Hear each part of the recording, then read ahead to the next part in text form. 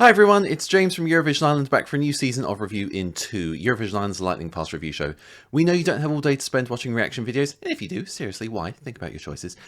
So we just give you 2 minutes or less on all 35 songs heading to the Eurovision Song Contest 2026, which is of course taking place in Vienna in Austria.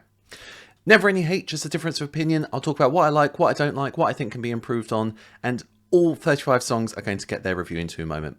So sit back, relax, enjoy Review in 2, and let the Eurovision Song Contest 2026 begin.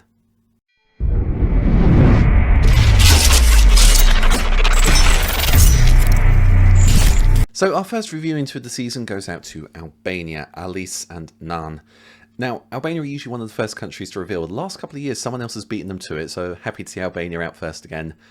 What can I say about this? The moment it started, I was just hooked instantly. And I remember thinking, if this is the level of quality we're going to get for 2026, it's going to be a stellar year for music. Those chords as it starts up, it's a real orchestral sounding track. Very powerful, very brooding. I love the fact it's in Albanian, and any of you that have watched Review 2 before know that I really love songs that are in their native language. I think there's a real emotion behind Albanian, which sounds incredible. The sort of choir sounds that you get behind it with all the vocals, that camera work as well, very close up, very intense, allows you to see Alice. I mean, he's got an incredible voice anyway, but the way he emotes the song and performs it, this is all brilliant. I remember looking at it and thinking, Eurovision winners a stage like that. And again, this is the first song that we've had out, so this is absolutely incredible. What do I think it's going to do at the contest?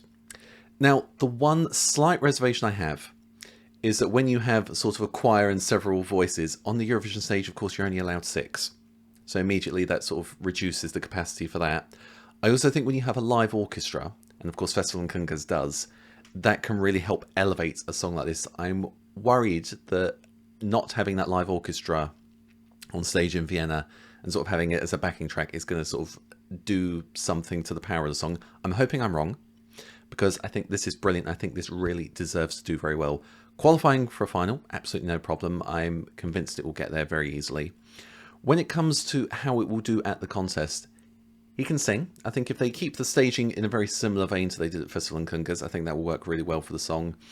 Albania, they're a rising star at Eurovision. I think they are showing us more and more that they know how to do well at this contest. We're seeing them in the final more consistently. They're creeping up the scoreboard more and more.